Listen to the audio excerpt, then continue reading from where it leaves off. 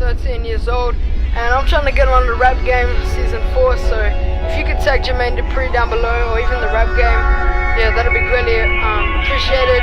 So here's a little freestyle for you guys, hope you enjoy it. From growing up in Australia to now making waves in the US, collaborating with Juice WRLD and Cole Bennet all by the age of 16, Charlton Howard, better known as the Kid LAROI, looks well on his way to becoming one of the biggest names in music.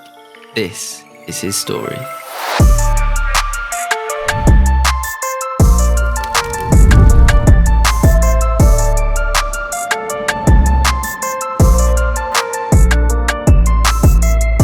I'm really, this is a big vision, but I'm really trying to do what Drake did for Toronto and for Canada and put the whole city on the map. Literally, it sounds like corny as hell, but it's the truth, you know what I mean? Charlton moved around a fair bit in his childhood. Born in Sydney, Australia, at the early age of 2, he moved out of the city into a more rural area. Around the house, his mother played music from artists such as Erykah Badu, the Fugees and Tupac. In his music now, you can hear a merge of R&B and rap, with a sizable amount of emo sprinkled on top, likely coming from listening to the likes of Nirvana and Juice WRLD. Growing up wasn't easy for Charlton, and childhood trauma seems like a common theme amongst artists such as the Kid LAROI, and it's something he opens up about through his music. LAROI was raised primarily by his mother and uncle, admitting that his dad was always in and out of his life from an early age. By the age of 10, LAROI decided he was going to pursue a career in music. And it was also around this time that his uncle was tragically murdered. This had a major effect on him, and he's spoken in interviews how he influenced his work ethic and drive at such a young age to never give up on his dreams.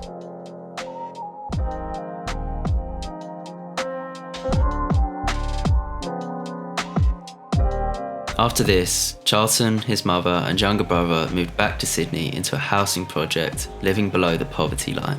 It was a gritty, tough area, and LAROI would spend a lot of time with friends roaming the streets. Hey, what's the craziest shit you ever seen go down around here? Oh, we've seen someone... I seen someone get shot. I seen someone got killed with a gun. This is the ghetto. This is the ghetto. You can be black, you can be white, you can be fucking purple.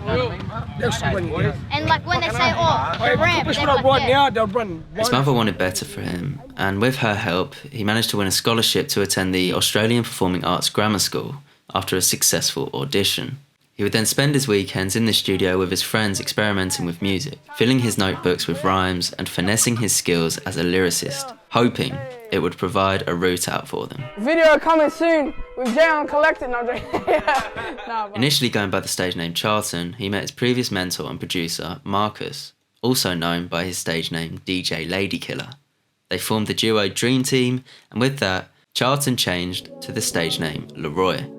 The act was short-lived, however, and after only a few months of playing in and around the Adelaide area, the duo disbanded for unknown reasons, which would be the kickstart for LAROI's solo career.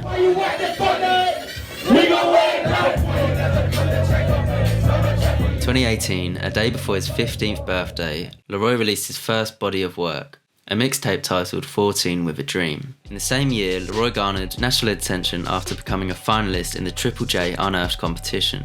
The annual competition involves high school students from across Australia submitting an original piece of music to their profile online. Judges from the radio station pick a winner, and they receive expert mentoring to help produce their first single. LAROI's entry was titled Disconnect, and he submitted it just hours before the deadline. After such a pivotal year, he was starting to garner the attention his hard work deserved. The year was topped with critical acclaims from national record labels, with some stating it's not hard to imagine a future where the Kid LAROI is a very big deal. The streaming figures, along with the national recognition LAROI was receiving, proved that his dream was now rapidly becoming a reality. I want to show you these other Australian kids from my area, even if that's what they want to do. I want to show them you can do that shit too. Because a lot of Australian rap is capped in Australia, you know what I mean? There's a ceiling on that shit. I want to break the fucking ceiling, bro. It didn't take much longer for LAROI to gain international recognition, and it was on SoundCloud that he was spotted by Chicago rapper Lil Bibby, who signed the young artist to his record label, Grade A Productions, the same label that had also signed well-known artist Juice WRLD to their roster the previous year. The record deal marked a crucial point in LAROI's career, as it would require to move to the USA in order to follow his dream of becoming a superstar. For any other 16-year-old, the move would have been very daunting, but for LAROI, he was moving back to what he sees as his musical home. It was through the Grade A label that he was introduced to Juice WRLD, and the two quickly formed a close friendship. Other than similar musical styles, they also shared a parallel story. Juice himself had been a star from a young age, signing his first record deal for $3 million at 19 years old. LAROI was mentored by Juice while he supported him on his Australian national tours in 2018 and 2019, even opening shows in Sydney and Melbourne.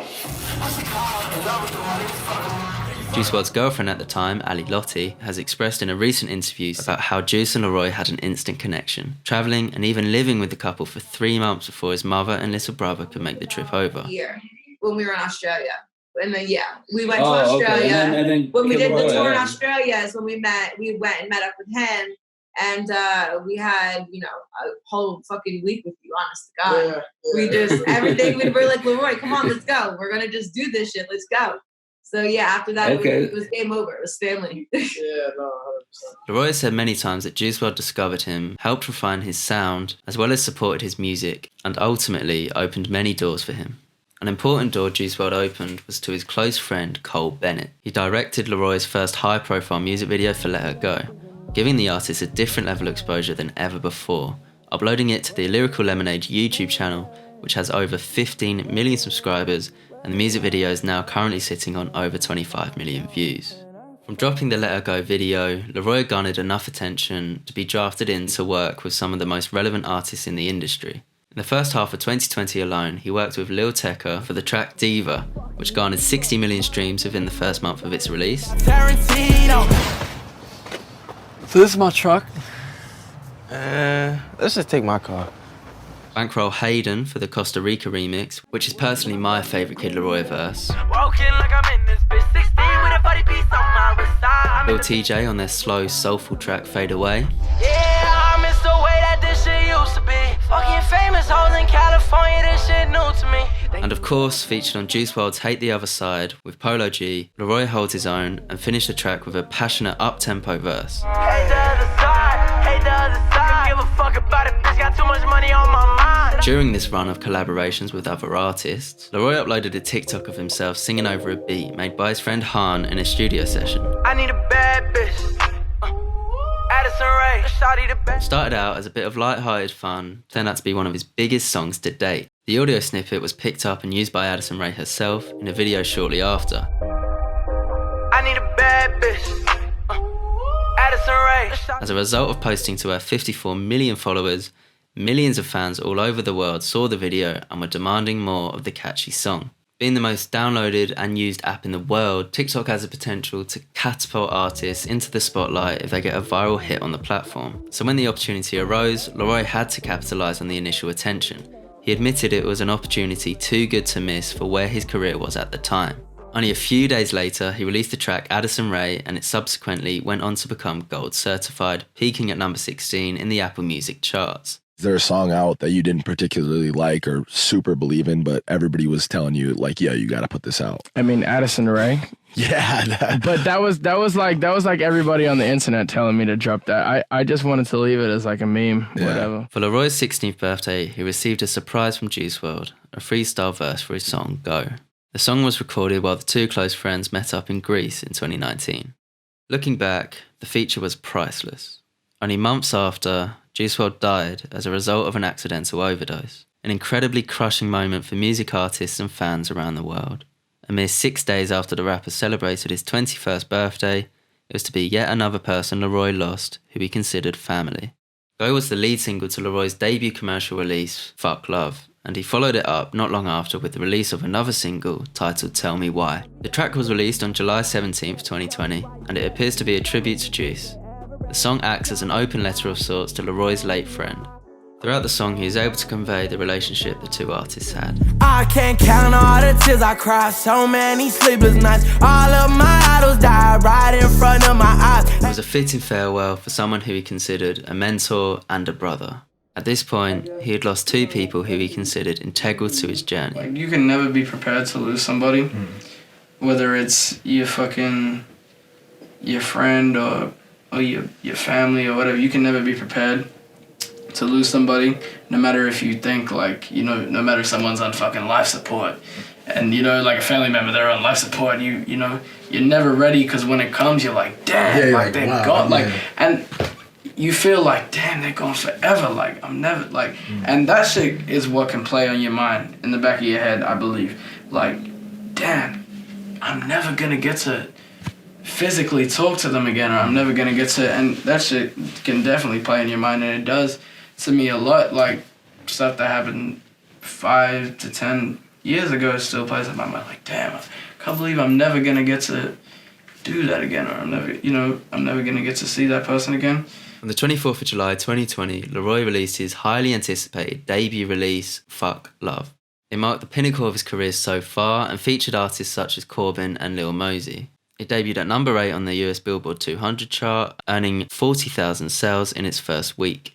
Following on from the success of the mixtape, on the 6th of November, LAROI dropped a deluxe version, adding on his Savage EP. It included an additional 7 songs, drafting in appearances from Youngboy Never Broke Again, Marshmello and Machine Gun Kelly. Where the original mixtape had LAROI focusing on love and loss, the new deluxe track see him reflecting the personal changes he has undergone in the last year. The addition of Savage to the project boosted its sales and helped reach a new peak of number 3 in the charts. Kid LAROI is a truly unique artist. Breaking into the industry at such a young age, finding global success in hip-hop as an Australian, and bringing a new sound to the emo rap genre, he looks well on his way to becoming the next superstar. According to Sony Music Entertainment, with the release of Savage, LAROI has now racked up a phenomenal 1 billion streams across his catalogue of work. Some feat for a 17-year-old. Man, I'm pretty proud of you, man. Yeah, LA, like. You said you're proud of me? Yeah. Thanks. From using his mum's phone to record and upload songs to Facebook, to only a few years later, breaking his album into the top 3 of the charts. His rise to stardom at such an unprecedented age has been truly unbelievable to watch, and I've personally found it quite inspiring. When asked what his future holds by the break, his answer was simple: I'm going to be the next and only Kid LAROI. I want to be remembered for the kid that came from Australia and put everybody from his area on and became not just the biggest thing out of Australia, but the biggest thing in the world. I've been Scott. Thank you for watching.